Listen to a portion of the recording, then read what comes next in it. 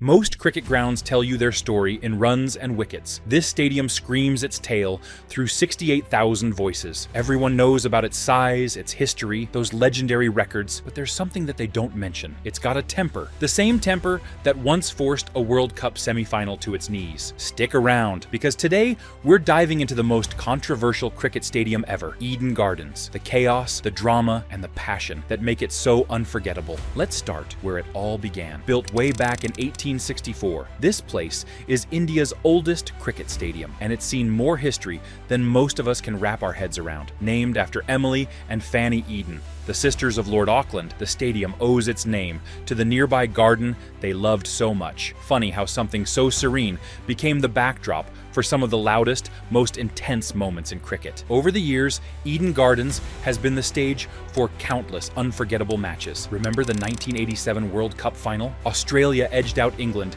in a match so tight it had everyone on the edge of their seats. Then there's VVS Laxman's iconic 281 against Australia in 2001, a performance that turned a lost cause into one of India's greatest wins. And let's not forget the 2016 ICC World T20 final, where Carlos Brathwaite's 4 consecutive sixes sealed the deal for the West Indies. But Eden Gardens is more than just a stage for great matches. It was the first stadium in India to host a Cricket World Cup final in 1987, a milestone in itself. Its legacy is unmatched, yet the story of this ground is still unfolding. So what makes this place not just historic, but a real piece of architectural beauty? Now let's talk design. Eden Gardens is a beauty, no doubt. Its circular layout means no seat in the house has a bad view. You can see every ball, every boundary, without craning your neck around some awkward pillar. Those 42 towering columns, they're like quiet giants, holding up the stadium while keeping the space open and airy. And let's talk about the roof. It's built with Kolkata's wild monsoons in mind,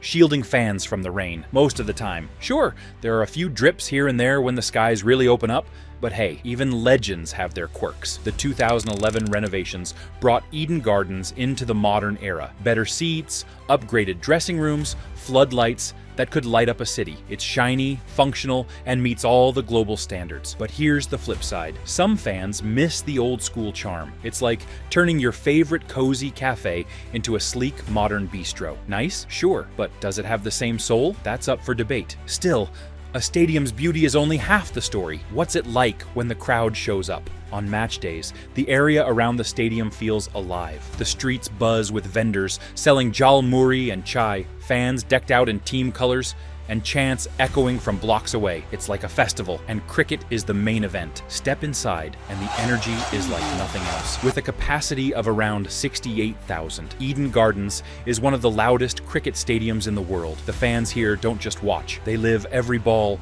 every boundary, every wicket. It's not uncommon to see strangers hugging in celebration or holding their breath together during tense moments. Cricket here isn't just a sport here, it's an emotion. Even the players feel it. Sourav Ganguly, Kolkata's very own Dada, has said that playing here is like having the whole city cheering for you. The roar when something big happens, it's the kind of sound that stays with you long after the match is over. That said, the sheer size of the crowd can bring a few hiccups. Restrooms could use a bit more love, and finding your seat in the chaos can be tricky. But honestly, it's all part of the Eden Gardens experience. A little messy, but unforgettable.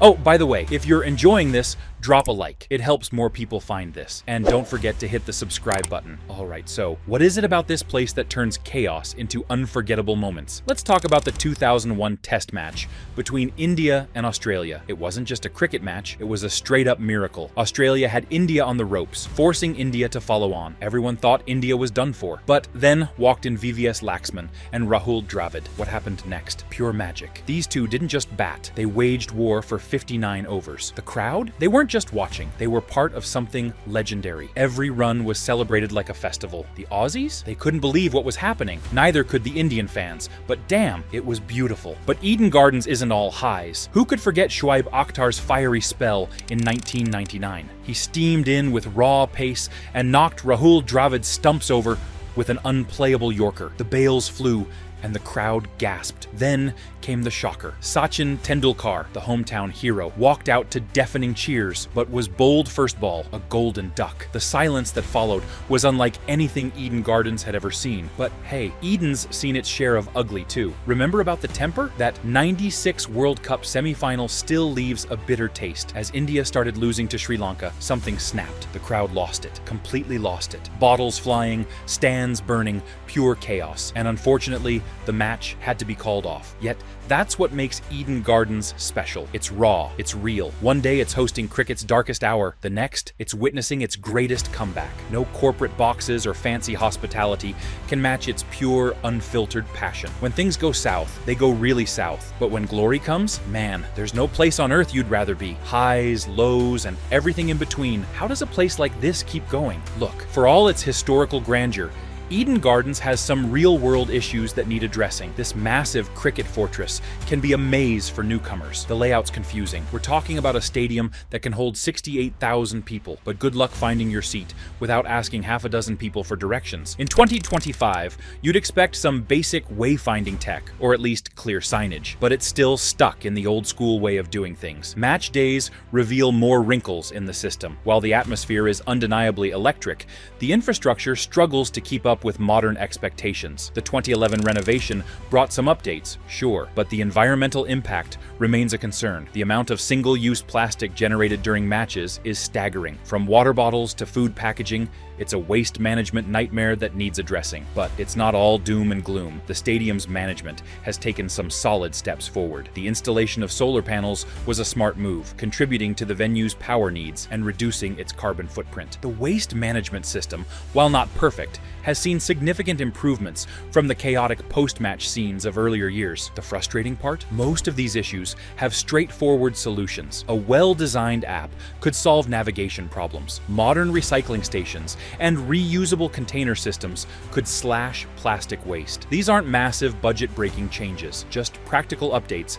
that could transform the matchday experience. Eden Gardens sits at this interesting crossroads between legendary cricket venue and modern sports facility. While its flaws are obvious, they're mostly fixable. With some targeted improvements, it could easily match its historic significance with modern efficiency. Even with its quirks, Eden Gardens could still set a standard, so what's missing? Let me tell you what Eden Gardens really feels like. When 68,000 people pack this place, it's something else. Not because of some magical cricket spirit, but because it's just loud. Like, your ears will ring tomorrow loud. We're talking 100 plus decibels when things get wild. Basically, a rock concert with cricket bats. Here's what makes it real. You can't fake this stuff. When someone drops a catch, you'll hear this massive "oh" that just hits you in the gut. During tight games, man, even the chai sellers shut up and watch. Everyone's on edge, leaning forward, holding their breath. Nobody needs to tell them to.